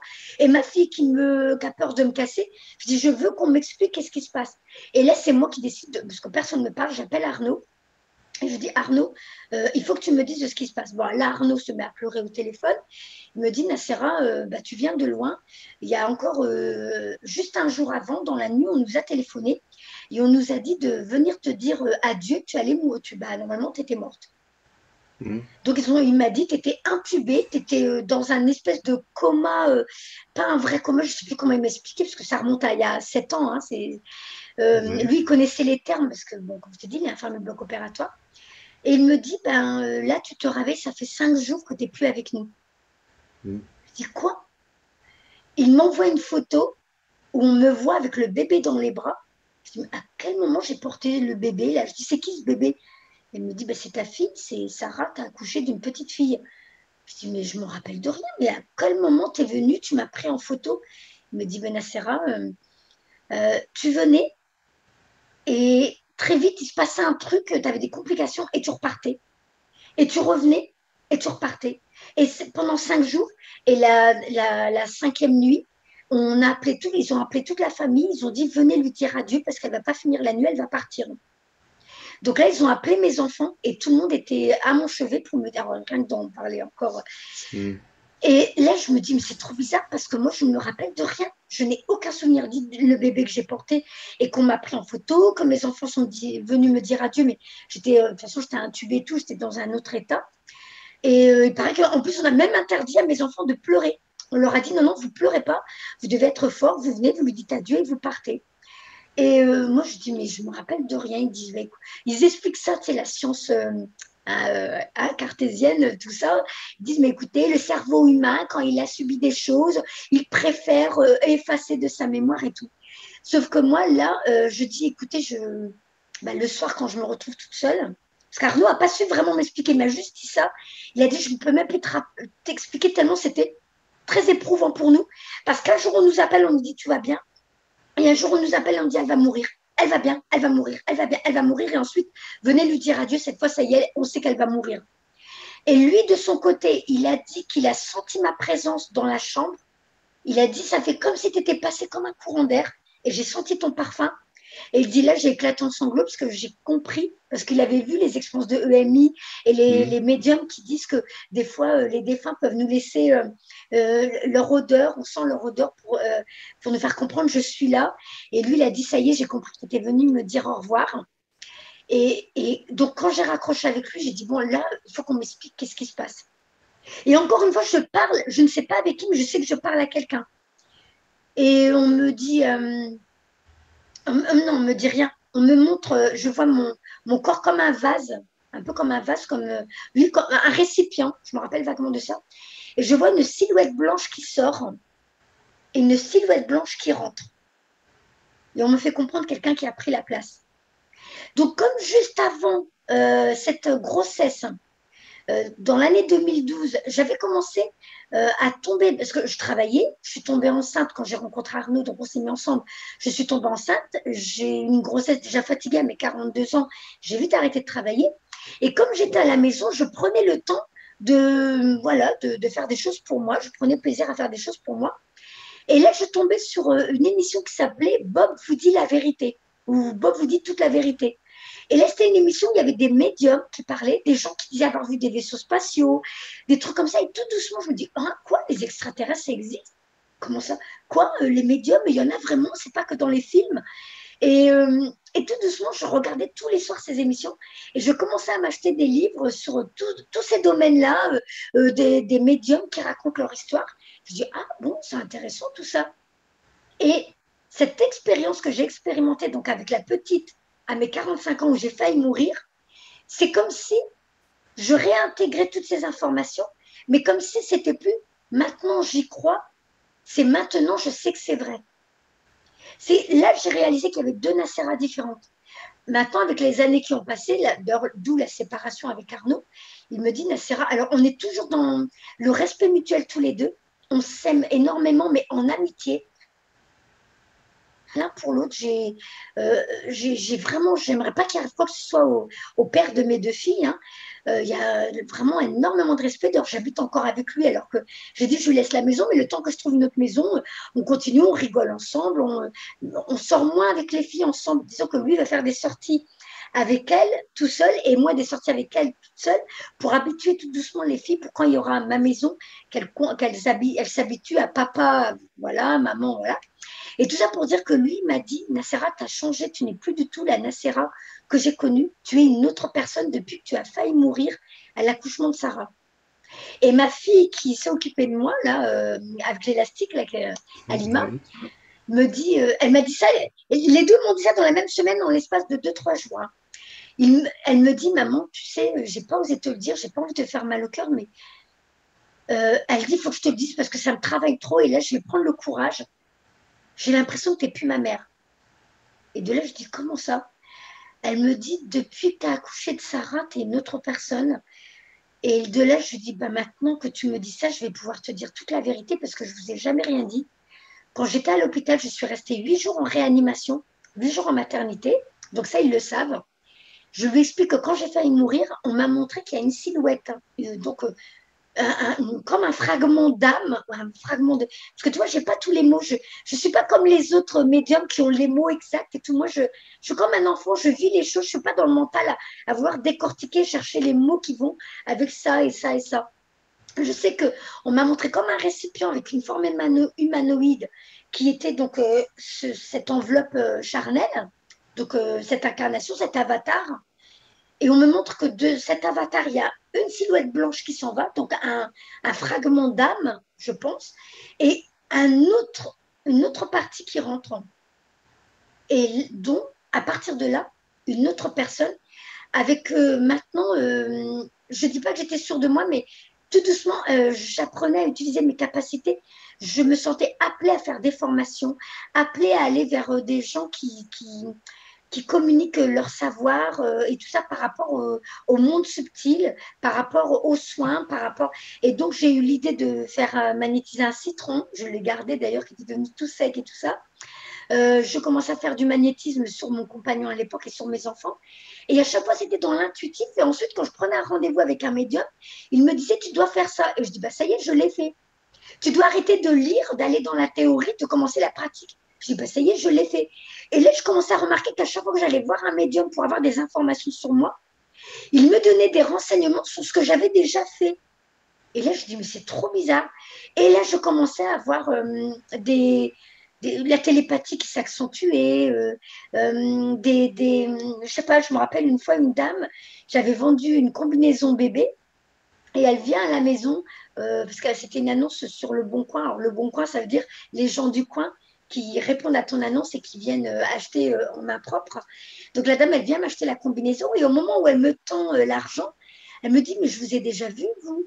Et sur le moment, je dis, ah, peut-être elle m'a vu dans la boutique là ou la boutique là, parce que j'étais vendeuse. Et même dans la vente, tu vois, les gens voyaient quelque chose chez moi que je ne percevais pas. Parce que même dans la vente, j'étais une vendeuse qui était connue dans mon domaine. Mhm. Et les gens, Ok. quand ils venaient demander Nacera, ils disaient, elle est où Nacera? Elle est où la petite vendeuse? Elle est où la petite brune? Tu vois, on me demandait. Oui. Donc, de là, je lui donne je récupère l'argent. Et parce qu'elle me demande, je suis dans le moment présent et je l'observe. Et là, quand je l'observe, j'ai une image. Et là, je sais que c'est mon troisième œil. Et ça me fait comme un film qui se déroule, comme si j'avais mis en route un projecteur. Et je vois un jeune homme qui descend des escaliers. Je vois les escaliers, je vois un couloir. Et j'explique tout à la dame. Je dis, je vois des escaliers dans un couloir. Il n'y a pas de rampe. Il fait sombre. Et je vois un jeune homme, je dirais un adolescent avec des cheveux noirs et une mèche qui lui descend devant là, les yeux. Et il me dit qu'il descend. Et de là, elle me dit, mais c'est mon fils. Et je dis, j'entends 17. Elle me dit, oui, ça fait 17 ans qu'il est mort. Et il est mort dans ses escaliers. Il répondait au téléphone et il a reçu la foudre. Donc il est mort pendant qu'il a reçu la foudre. Et de là, je dis, votre fille est enceinte, elle va avoir un enfant et cet enfant, c'est votre fils qui descend, qui revient. C'est votre fils qui revient s'incarner dans cet enfant. Et là, la dame, elle éclate en sanglots. Elle dit, mais mon Dieu, mais ce que vous me dites. Alors qu'elle n'était pas dans tout ça. Hein, la dame, elle m'a bien fait comprendre. Elle dit, j'avais 2 enfants. une fille et un garçon. Mon fils est mort il y a 17 ans. Et vous avez bien vu, elle dit les escaliers, c'est chez moi. Effectivement, j'ai des escaliers couloirs, il n'y a pas de rampe et c'est sombre. Elle dit, il est mort dans ces escaliers-là. Elle dit, et ma fille enceinte, elle accouche là au mois de juillet. Et les probabilités en plus pour que je la rencontre, cette dame, normalement, elles étaient proches du 0, 0, 0, 0. Parce qu'elle m'achète une combinaison d'hiver pour un enfant qui va naître en été. Et ça veut dire une combinaison de 1 an. Et quand il aura 1 an, ça sera en été. Donc la combinaison, on ne va jamais la mettre. Et elle est venue m'acheter la combinaison. Ça veut dire qu'il fallait que j'expérimente avec cette personne-là et que elle, c'est comme si son fils nous avait mis en liaison. On s'en fout de la combinaison, mais il a pu donner le message à sa mère. Et de là, la maman, elle dit voilà. Et en plus de ça, comme la maman travaille, ma fille travaille, c'est moi qui vais garder le bébé 5 jours par semaine. Donc c'est comme si son fils se disait bah, maman, je vais être avec elle 5 jours par semaine, mais en même temps, je serai le fils de ma sœur. Voilà. Et tout doucement, des expériences comme ça qui se sont greffées les unes derrière les autres. Alors, je ne vais pas énumérer, sinon la vidéo va mettre 10 ans. Mais plein d'expériences tout doucement où je commence à comprendre mon mode de fonctionnement. Dès qu'il y a un décès autour de moi, il y a une expérience qui se greffe avec une musique qui me donne un élément qui me prouve que j'ai eu raison et que j'ai eu raison de suivre mes intuitions. Et de là, bah, je me rappelle, c'est quand je suis allée à l'hôpital pour subir une opération, justement pour ma poitrine. Tu sais, moi, j'ai pas honte de dire, hein, moi, je dis, c'est mon avatar. Donc, comme ma poitrine, elle s'était cassée la figure avec mes grossesses. Donc, j'ai fait une chirurgie esthétique pour remettre quand même un petit peu tout ça en place, on va dire. Et je tombe sur la dame qui remplit le dossier pour me faire sortir de l'hôpital, parce que tu rentres le matin, tu subis l'opération et tu sors l'après-midi. Je me rappelle que j'avais pris le livre de Raymond Moody, La vie après la vie, et je l'avais posé sur la table de nuit là, de l'hôpital. Et la dame, elle me remplit ma fiche de sortie, elle ne me regarde pas. Et à un moment donné, avec son stylo, elle fait Madame, vous y croyez à ça? Et elle me pointe le livre. Et de là, je lui dis Non, moi, je ne crois pas, moi. Je sais que c'est vrai. Et dès que j'ai dit ça, la dame, elle fond en larmes. Et elle m'explique que sa fille s'est suicidée juste quelques mois avant. Ça faisait même pas 6 mois, je crois. Une fille de 15 ans. Et elle me dit, mais vous savez, je me demandais où elle était. Du coup, maintenant qu'elle s'est suicidée, elle est où? Et de là, je lui dis, bah, vous savez, justement, il y a des médiums qui m'ont dit que j'étais médium et que bientôt mes capacités allaient s'amplifier. Eh bien, moi, je vais vous donner mon numéro de téléphone et si c'est vrai, eh bien, je vous appellerai, puis on fera le test avec vous. Et avec votre fils, ça sera gratuit. Comme ça, j'apprendrai à utiliser mes capacités. Et de là, bah, on est devenus copines. Elle est venue à la maison. C'est même la première personne. J'avais fait des soins sur mes enfants et mon compagnon. Mais elle était la première personne sur qui j'allais faire un soin, mais sans savoir ce qu'elle a. Et je lui ai dit, l'intuitif, hein, tu sais, j'ai envie de te faire un soin. Est-ce que tu as des douleurs? Elle me dit, oh oui. Je dis, ne me dis rien. Tu t'allonges sur le fauteuil, je vais te scanner. Je ne connaissais même pas le mot et j'ai dit, je vais te scanner. Pour dire, tu vois, comme quoi, c'est là que tu réalises que quand tu te reconnectes à ta part divine et que tu écoutes tes intuitions, tu écoutes ton impulsion sur la seconde, elle est arrivée l'idée, tu l'écoutes sans dire oh non, c'est bizarre si je lui dis, elle va me prendre pour une folle. Moi, je m'en fiche qu'on me prend pour une folle. J'ai toujours dit on m'aime pas, je m'en bats les cacahuètes. Moi, je suis venue sur Terre, j'ai fait ce que j'ai à faire, après, je rentre à la maison. Donc, je dis bah, écoute, Florence, allonge-toi et je vais te scanner. Et de là, je scanne. Je dis oh, là, je sens de l'air frais. Là, au niveau de ton cou, elle me dit oui, voilà, voilà. Je dis, ah, et là, je sens aussi. Elle me dit ah oui, et là, au niveau de ta cheville, oui, oui, oui. Et donc, je lui fais les soins. Et là, elle se lève, elle me dit ah, mais Nassira, mais tu sais, voilà, voilà, voilà. Et là, je commence à prendre confiance en moi. Encore plus, une étape en plus. Entre-temps, alors avant de rencontrer Arnaud, j'étais avec un Antillais qui avait 2 enfants et j'étais restée amie avec les enfants. Et sa fille m'appelle et elle me dit, elle prend des nouvelles et je lui explique, voilà, les soins et tout. Elle dit, mais ça te dit de tester à distance parce qu'elle habitait à presque 2 heures de chez moi à Paris. Je dis, bah, écoute, tu ne me dis rien, tu ne me dis pas ce que tu as et je vais le faire. Et là, je prends tous mes petits oreillers là, qui venaient de mon fauteuil, je les allonge sur ma table de salon. J'émets l'intention, tout ça, tu comprends que ton pouvoir créateur, c'est d'émettre une intention. Et là, bah, dès que tu as émis l'intention, tu mets en place ce que tu as décidé. J'émets l'intention de connecter avec elle, donc de la voir là en présentiel, mais dans l'astral, quoi. Mais tu vois, là, je te dis les mots, mais à ce moment-là, je me dis aucun mot. C'est juste, j'ai mis les oreillers et les oreillers, c'était Maëlys. Donc, je commence à scanner.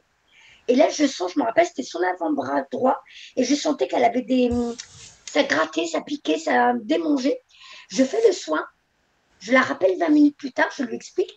Et je lui dis, bah, j'ai senti ton avant-bras droit, nanani. Elle dit, bah oui, voilà, à cause de ma patronne, elle est dure avec moi. Du coup, je commence à faire comme de l'urticaire, des plaques de démangeaison. Elle dit, bah là, tu m'as fait le soin. Elle dit, j'ai plus rien. Et entre-temps, bah, elle a compris qu'elle devait démissionner. Et tout doucement, et voilà. Et là, j'ai commencé à dire sur Facebook, à me faire connaître. Ah, vous savez, j'ai expérimenté ça et j'ai fait ça. Et là, les gens commençaient à me demander des rendez-vous. Et j'ai commencé à faire des tirages de cartes. J'ai commencé à faire des contacts défunts. J'ai commencé. Alors, les contacts défunts, j'ai mis un peu plus de temps. C'était grâce à Florence, la dame, la première que j'ai scannée et que j'ai soignée. Comme sa fille s'est suicidée, elle commença à se manifester souvent auprès de moi. Elle Ok. m'avait dit que sa fille s'était suicidée, mais elle ne m'avait jamais dit de quoi. Et au moment où je sens la présence, je dis, oh, j'ai super mal à mon cou et ça me tire dans la colonne vertébrale. Ça me fait très mal. Et elle me dit, ma fille s'est pendue. Elle dit, effectivement, ça tire. Et quelques jours plus tard, j'ai eu plusieurs fois sa fille qui s'est manifestée à moi. Et un jour, elle devait venir l'après-midi. Et sa fille, le matin, elle était dans mon salon. Mais je vois une silhouette et je me rappelle très bien. Et ça, j'aime bien appuyer dessus parce que c'est très important pour moi. Je l'ai vue en hologramme. Et ça, j'en suis sûre et certaine. Sa fille était un hologramme dans mon salon, au milieu de mon salon. Et je me rappelle que je voyais même à travers elle, je voyais mon fauteuil derrière elle. Et elle me montre ses cheveux en cascade devant elle et elle me dit, regarde mes beaux cheveux. Et après, elle disparaît. Et l'après-midi, Florence vient à la maison. Je lui dis, tu sais, ta fille était là ce matin, elle était dans mon salon et elle m'a montré ses beaux cheveux. Elle me dit, regarde mes cheveux comme ils sont beaux, ou quelque chose comme ça. Et là, Florence se met à pleurer. Et je lui dis, mais qu'est-ce que tu as? Elle me dit, cette nuit, j'ai rêvé que j'étais en train de lui brosser les cheveux, que je lui disais, ma fille, tu as de beaux cheveux. Donc, tu vois, tout doucement, des Ouais. bricoles comme ça. Et une autre expérience, c'était avec mon beau-frère. Euh, je me rappelle, en pleine nuit, je suis réveillée et je ne savais pas pourquoi, mais je suis poussée à sortir de mon lit. Je vais dans le salon et j'allume mon téléphone. Moi, mon téléphone, il est éteint tous les jours vers 20h, 21h, j'éteins. Maximum 22h. J'éteins. Et là, 2h du matin, je ressens le besoin d'allumer mon téléphone. Et juste avant de me réveiller, je me rappelle que j'ai vu qu'on ramassait un corps qui était au sol et qu'on avait enveloppé dans un drap blanc. Et on voyait les pieds en décomposition.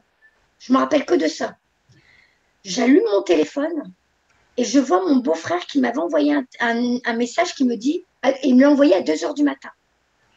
Il me dit, Nassera, si c'est vrai, là, tu dis que tu es une médium et tout, eh ben, mon frère, il vient justement, je viens de savoir qu'on a retrouvé, on m'a appelé parce qu'ils ont retrouvé mon frère qui était mort depuis quelque temps chez lui, il était, son corps gisant par terre, quelque chose comme ça, je me rappelle vaguement, il m'avait dit ça. Donc, si c'est vrai que tu es médium, dis-moi ce qui se passe, dis-moi si tu as un message de mon frère. Et de là, ben, j'étais un peu dans. C'est comme si c'était trop de choses d'un coup. Et là, je me dis, waouh, c'est quoi tout ça?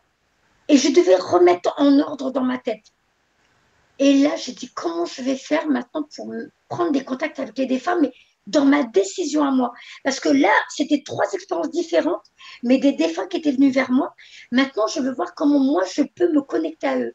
Et ce que j'ai fait, c'est que j'ai pris la photo du grand-père d'Arnaud, j'ai fait une méditation et j'ai dit, voilà, je me connecte à vous. Je l'ai appelé. J'ai pris une grande feuille A4, je me rappelle, et j'ai commencé à noter. Donc, je me faisais confiance, je me disais, je note, je m'en fous si on se moque de moi. Et je crois que c'est ça qui m'a beaucoup aidée. C'est que je ne me suis jamais préoccupée de ce que disent les autres. Aussi bien à l'école, dès la maternelle, on va te mettre un smiley si tu as bien travaillé, qui fait un sourire, ou un smiley qui veut la tête si tu as été pas sympa avec ton camarade. Et dès l'école, on t'apprend à te juger ou à juger l'autre, ou à te montrer du doigt, ou à te dévaloriser ou te valoriser.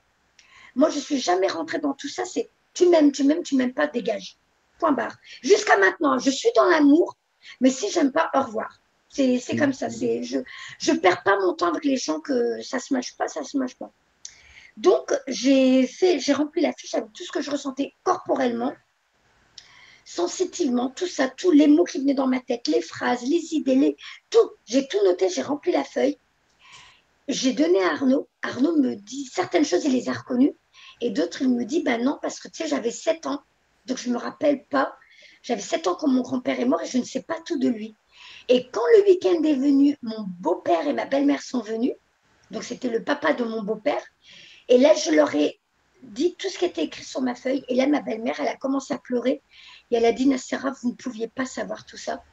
Elle dit, Arnaud n'était pas au courant, il ne savait pas, et vous, vous ne pouviez pas savoir. Et là, elle a dit, ce sont des vraies preuves. Vous avez communiqué avec mon beau-père. Et là, j'ai commencé à comprendre que c'est... Parce que moi, j'attendais que les défunts se présentent à moi au début, quand on m'a dit que j'étais médium. J'ai eu 3 expériences, je dis, OK. Je dis, mais moi, maintenant, je veux, quand je pense à un défunt, qu'il vienne à ma demande. Je ne veux pas que ce soit eux qui viennent parce que je voulais pas, quoi, c'est tout. Et de là, j'ai commencé à comprendre que c'était à moi de décider et non pas d'attendre que les défunts viennent quand je les appelle.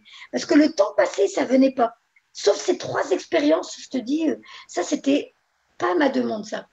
Donc là, à partir de là, j'ai dit, j'avais offert à 10 mamans un contact défunt gratuit pour la fête des mères, pour entrer en contact avec leur bébé. Et c'était gratuit comme ça.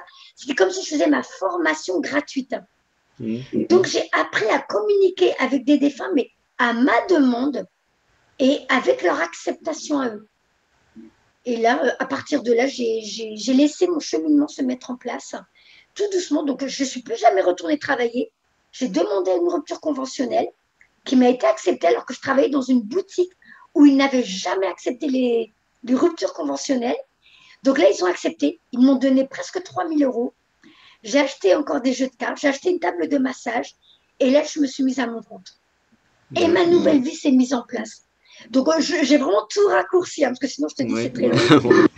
Et de cheminement en cheminement, j'ai toujours été comme un enfant. C'est là, je veux faire des cartes, tirer les cartes, je fais. Ça me plaît. Et très vite, je me suis fait connaître. Il y a une station de radio en Belgique. La dame m'a appelée pour m'interviewer sur une radio belge. Je crois qu'elle s'appelle Radio Pacifique ou je sais plus. Entre-temps, elle a changé. Les voix du cœur. Bah, la vidéo, elle est encore en ligne. Quand on tape Nassera Ella, l'interview est encore en ligne. Et quelques mois plus tard, c'était FR3, donc une chaîne régionale de France, française, mais FR3 de Reims. Ils sont venus m'interviewer à la maison. Donc, pareil, la vidéo est en ligne. Elle dure 4 minutes 44. 4-4-4. Ça, c'était trop drôle. Donc, je suis interviewée sur une émission sur FR3. Et là, je me dis, mais je ne comprends pas pourquoi ils m'invitent moi. Je n'ai rien d'exceptionnel. Je dis, il y a tellement de médiums qui font des trucs formidables, pourquoi? Et sur le coup, je leur ai dit, je dis, mais attendez, je vais vous donner le nom d'autres médiums qui sont fantastiques et tout. Je dis, non, les gens nous ont parlé de vous, c'est vous qu'on veut interviewer. Et de là, je dis, mais il faut que j'apprenne à me faire confiance, mais j'arrive toujours pas. Et le temps passe et je vois tout doucement que les gens viennent vers moi et je comprenais pas. Et un jour, c'est là qu'on a commencé à me dire, mais Nassera, on aime bien parce que tu parles avec ton cœur, mais tu parles comme un enfant. Et tout ça, c'était mes complexes. Avant, je me disais, je suis sortie de l'école en 5e. Je ne suis pas capable de ci, je ne suis pas capable de ça, je ne vaux rien. Parce qu'on me l'a dit plein de fois. Et tout doucement, les gens disaient, mais non, Nassera, on aime ta présence, on aime ce que tu dégages. Je dis, je ne comprends pas parce qu'on ne m'a jamais aimé avant. Et maintenant, il y a des gens qui m'aiment pour Nassera, pour qui je suis. Et tout doucement, j'ai commencé à comprendre que plus je montre mon vrai visage, plus je suis vrai avec moi et vrai avec les autres, et plus j'attirais à moi des gens qui aimaient Nassera, qui elle est. Et là, c'est comme ça que j'ai commencé à faire mes vidéos. J'ai fait des guidances astrologiques. Donc, j'étais passée de cartomancienne, contact défunt. J'ai fait un petit peu télépathie avec les animaux, mais ça, c'était pas trop mon point fort. Les contacts défunts, c'était pas mon point fort. D'ailleurs, je demandais que 20 euros. Des fois, même, c'était gratuit.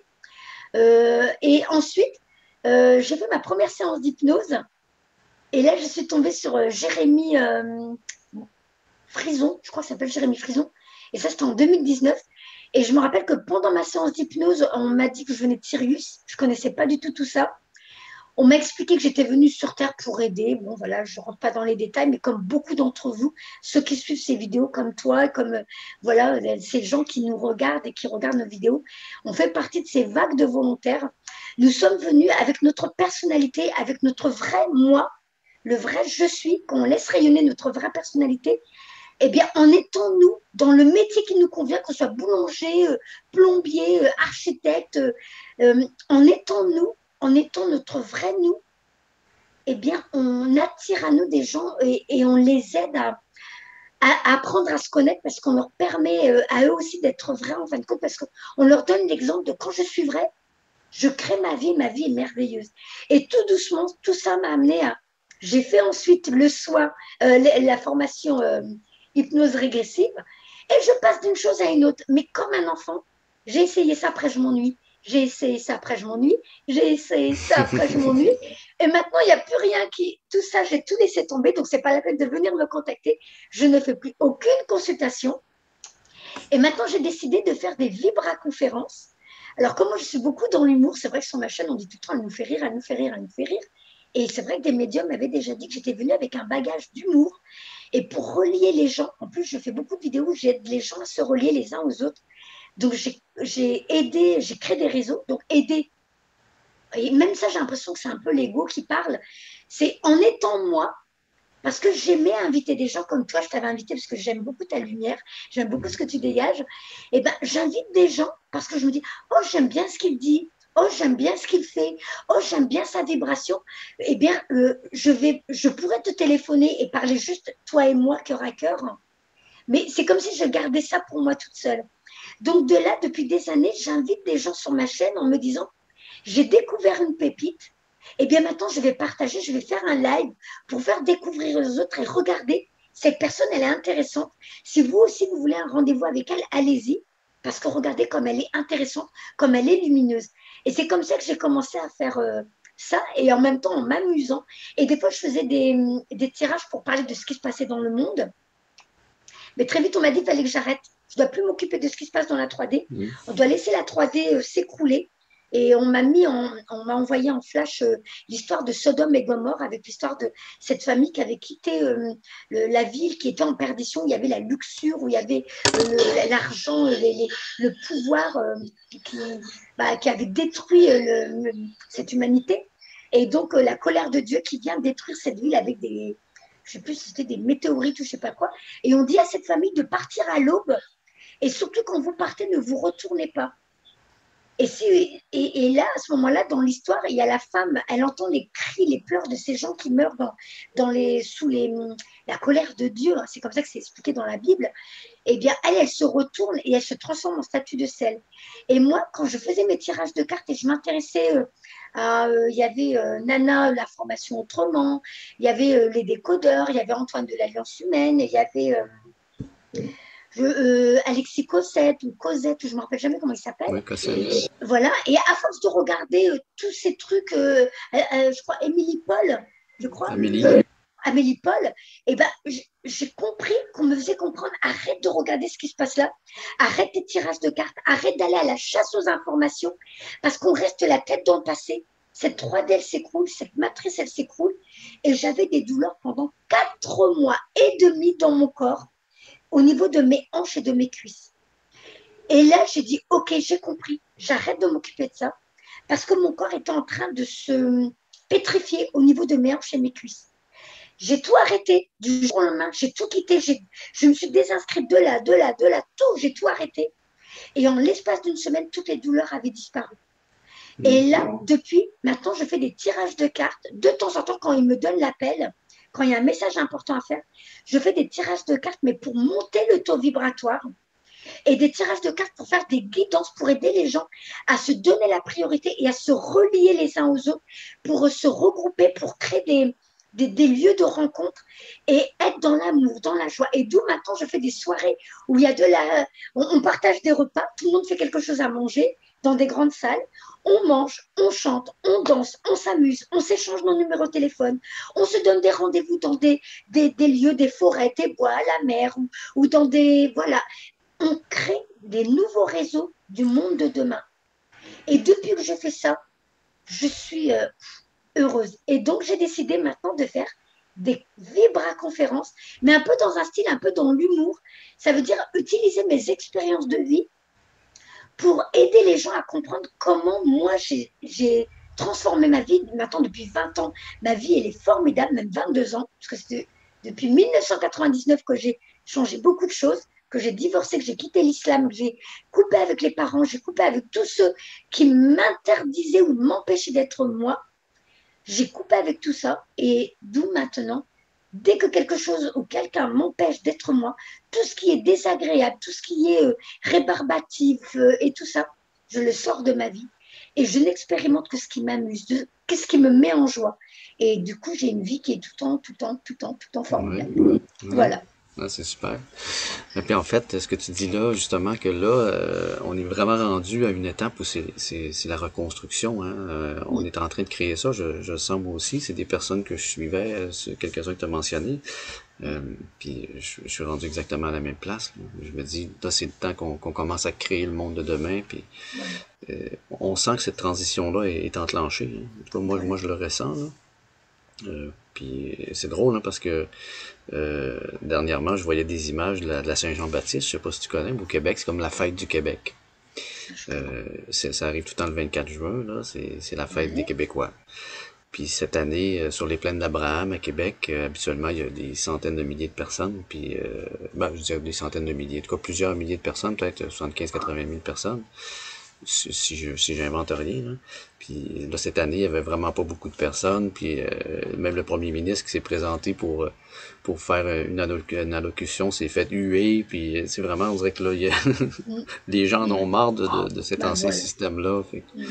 tout ça est en train de s'effondrer. Moi, je dis tout le temps on est en train de retirer peu à peu une pyramide à la base, une pierre à la base de la pyramide. La pointe ne peut que Ouais. s'effondrer. Fait que c'est ça. Écoute, hey, Nacera, je pense qu'on pourrait parler pendant des heures. C'est vraiment super Ah intéressant oui. ton parcours. Je pense que ça va Mm. intéresser beaucoup de personnes. Puis Ben, c'est. j'espère que ça peut aider. J'espère que ça peut aider parce que c'est vraiment qu'on aura compris. Maintenant, on est en train de travailler même sur une nouvelle façon même d'aimer. Par exemple, tu vois, je suis venue habiter ici à Saint-Gilles, ça fait 2 ans. J'ai même dû quitter mes 3 autres enfants qui sont restés à Reims et d'apprendre d'aimer mes enfants avec l'amour inconditionnel, l'amour divin, on va dire, plutôt que l'amour humain. Donc mes enfants ont dit, maman, tu nous abandonnes, enfin, surtout ma dernière. Je dis, mais écoute, tu as 23 ans, je ne t'abandonne pas, tu vas vivre ta vie. Je dis, maintenant, moi, je dois vous rendre votre liberté, vous ne m'appartenez pas comme moi, je ne vous appartiens pas. Je dois continuer mon parcours sur Terre, je dois continuer ce pourquoi je suis venue. Et pourquoi je suis venue pour m'amuser, je suis venue pour rire, je suis venue pour danser, je suis venue pour m'éclater. Et quand je vais m'amuser, quand je vais rayonner, effectivement, je ne travaille plus, effectivement, je n'ai plus de revenus. Et il y en a qui pensent que quand je fais mes vidéos, tu sais, quand tu mets des pouces, tu gagnes de l'argent. Non, on ne gagne pas d'argent quand les gens mettent des pouces. Je ne mets même pas de publicité. Eh bien, l'univers trouve toujours un chemin pour m'apporter l'argent dont j'ai besoin. Ils ont toujours trouvé une solution pour que je ne manque de rien. Eh bien, moi, j'ai compris que quand on se libère de tout ce qu'on veut plus, on aime les gens on leur rend leur liberté, on les laisse vivre leur vie. Et moi, maintenant, on me laisse vivre la mienne. Donc, je suis devenue comme on va dire, un chat sauvage. Et je veux qu'on me laisse être ce chat sauvage. Je vis ma vie. Et maintenant, plus personne ne me retiendra, plus personne ne me dira ce que je dois faire ou pas faire. Et là, à partir de là, je suis en train de respecter ce pourquoi je suis venue sur Terre. Cette mission de vie était de m'épanouir. Je ne dis pas que j'ai fini, il y a encore beaucoup de choses que j'ai à apprendre. Mais en tout cas, maintenant, je laisse chacun vivre son expérience. Si mes enfants me disent, maman, je veux partir à l'autre bout du monde, je ne vais pas, ah non, je retiens mon enfant parce qu'il va me manquer. Il ne m'appartient pas. Si je suis dans l'amour inconditionnel, dans l'amour de l'âme, je dirais, vis ton expérience. Va à Ouais. travers le monde. Amuse-toi. Toi aussi, tu as tes anges, tes guides, ta famille galactique et tout ça. Et d'où, voilà, je me dis, je te dis, on ne peut pas tout dire aujourd'hui, sinon on n'a pas fini. Bah, là, maintenant, Mhm. du coup, j'ai rencontré en plus David Rousseau et Mathieu Roger. J'ai compris plein de choses avec les galactiques. Je me dis, purée, je pars vers une nouvelle aventure maintenant. Voilà. Super. Écoute, parle-nous donc un petit peu du livre que tu es en train de préparer. Eh ben, mon livre a retracé à peu près ce que j'ai dit là, sauf que j'ai oublié beaucoup de choses. Enfin, j'ai oublié. Comme j'ai pas toute la mémoire, j'ai pas récupéré toute la mémoire de l'ancienne Nacera. Il y a des petits fragments, je me rappelle. Même le collège, je m'en souviens pas, tu vois, pratiquement jusqu'à mes 18 ans, je me rappelle pas de ma vie d'avant. C'est des fragments. Mais j'ai essayé d'expliquer au mieux dans mon livre avec Virginie D'ailleurs, je lui ai demandé déjà de préfacer mon livre. Et toi, je t'ai demandé de faire ma couverture et je t'en remercie. Toi, tu n'oublieras pas de mettre ton nom, hein, qu'on sache que c'est toi qui l'as fait. Comme ça, s'il y en a qui aiment bien, qui viennent te demander aussi, je te remercie. Et bien, c'est vraiment un livre, c'est un peu comme un guide, mais en utilisant mes expériences à moi. Donc, je ne vais pas seulement dire aux gens, faites ça, comme je faisais avec les guidances astrologiques, hein. Je tirais les cartes et je dis, on vous demande de faire ça, on vous demande de faire ci, on vous demande de faire ça. Et des fois, les gens me disaient, ouais, mais là, Sarah, c'est bien facile, tu nous dis de quitter notre boulot, tu nous dis de faire ci. Et nous, comment on va faire si on n'a pas de revenus? Eh bien, j'ai dit, la question est très pertinente. Et du coup, maintenant, je vais raconter, moi, comment j'ai fait quand j'ai quitté des situations. J'ai quitté un premier mari, je croyais que j'allais devenir une sans-abri avec mes 3 enfants. Parce que la première fois, avec ma mère, je n'ai pas écouté. Et j'ai eu cette voix. Mais là, après, j'ai dit, c'est où je me suicide, où je quitte cet homme que ma mère m'avait obligé d'épouser et je change ma vie. Du moment où j'ai décidé de le quitter, on m'a donné un pavillon où je ne payais pas de loyer pendant 10 ans. Je suis restée 13 ans dedans. Et tout s'est mis en place. Un boulot, une voiture. Je n'ai jamais eu le permis, mais quelqu'un m'a parlé des voitures sans permis. Je ne savais même pas que ça existait. Donc, ma vie se mettait en place. J'ai repris le contrôle de ma vie. J'ai vécu 13 ans où je pouvais gérer ma vie comme je l'entendais. Et c'est vrai que c'était un moment vraiment parfait. Et ensuite, j'ai rencontré Arnaud. Et c'est ce qui est rigolo, c'est que je dis, Arnaud, on s'est rencontrés. On ne sait pas que c'est un 13.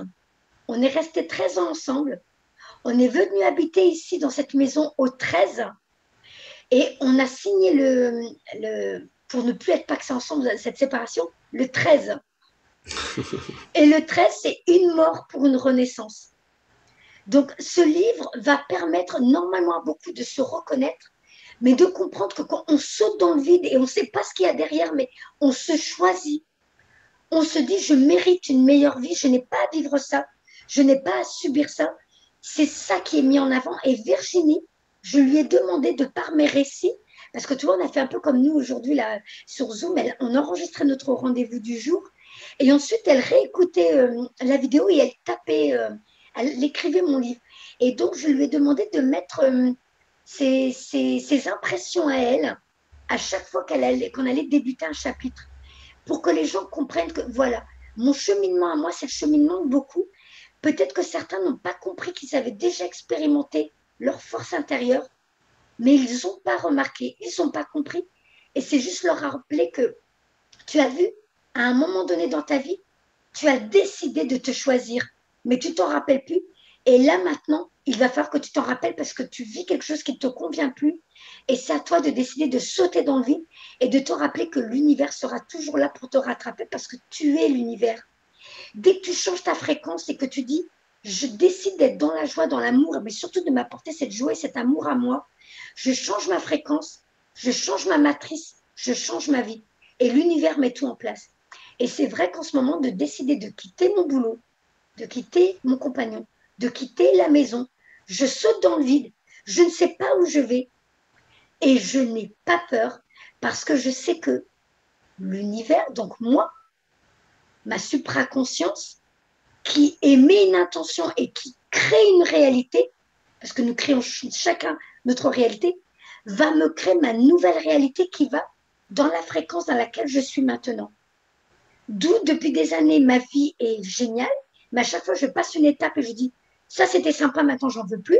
Ça c'était sympa, maintenant j'en veux plus. Ça c'était sympa, maintenant j'en veux plus.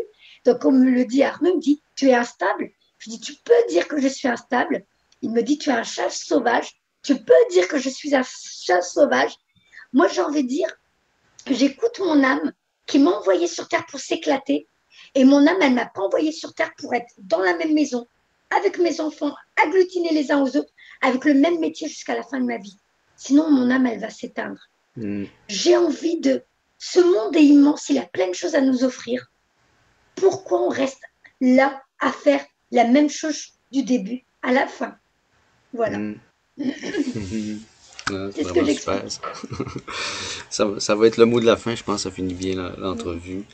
Alors, écoute, je mettrai en lien aussi tes différentes plateformes. Là. Si tu me partageras ça, je mettrai ça sous la Ah ben, vidéo. du coup, il n'y a plus que YouTube, hein, parce que OK. Bon. voilà, YouTube et ceux qui habitent en Vendée ou dans les alentours, j'ai créé un groupe qui s'appelle Pour les belles âmes de Vendée, pour des rencontres et tout. Comme ça, ils seront au courant quand des fois il y a des soirées danses, des après-midi papotage à la plage, ou des retrouvailles, des rassemblements où, entre belles âmes, entre personnes qui ont compris ce qui se passe dans cette grande pandémie, entre ceux qui ont compris que voilà, il y a bien un nouveau monde qui arrive et que c'est nous qui sommes en train de faire émerger ce nouveau monde pendant que l'ancien, on lui dit bye bye et on ne le regarde pas.